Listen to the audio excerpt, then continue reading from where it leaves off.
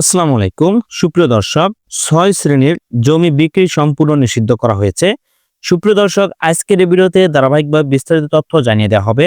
বর্তমান সময়ে যে ৬ শ্রেণীর জমি সম্পূর্ণ বিক্রি নিষিদ্ধ করা হয়েছে, ধরা পড়লে শাস্তি। ভূমি মন্ত্রণালয়ের পক্ষ থেকে এমন এক তথ্য জানালো। সুপ্রিয় দর্শক, যে ৬ শ্রেণীর জমি বিক্রি সম্পূর্ণ নিষিদ্ধ করা হয়েছে তা আজকের ভিডিওতে ধারাবাহিকভাবে বিস্তারিত তথ্য জানিয়ে দেওয়া হবে। বর্তমান সময়ে নাগরিকদের ভূমি সংক্রান্ত সকল বিষয় তথ্য জেনে রাখা উচিত। ভূমি সেবা এখন চলে এসেছে ডিজিটাল প্ল্যাটফর্মে।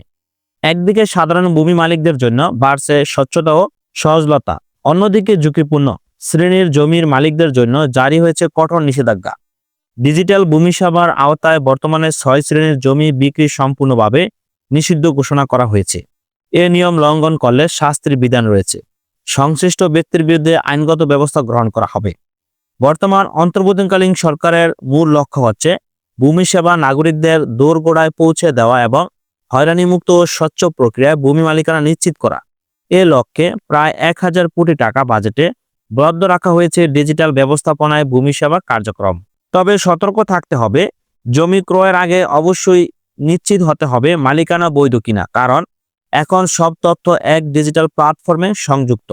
ফলে জালিয়াতি কিংবা অবৈধ মালিকানা লুকানো প্রায় অসম্ভব।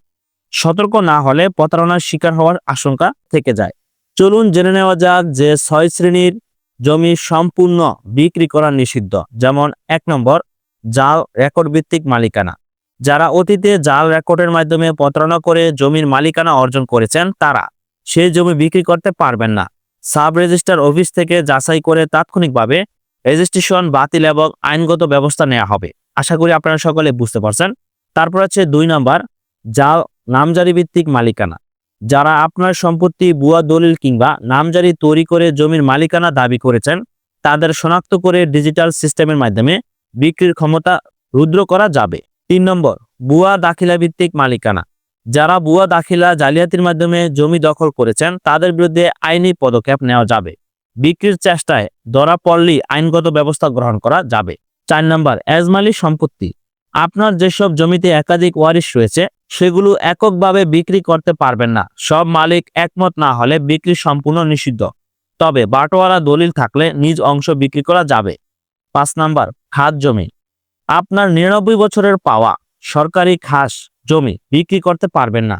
বিক্রির চেষ্টা করলে তা অবৈধ বলে গণ্য হবে এবং বিক্রেতা ও ক্রেতা উভয় আইনের আওতায় পড়বেন। ৬ নম্বর, জবরদখলের মাধ্যমে জমি। জবরদখল করে যারা নিজেকে মালিক দাবি করেছেন তারা আর সেই জমি বিক্রি করতে পারবেন না।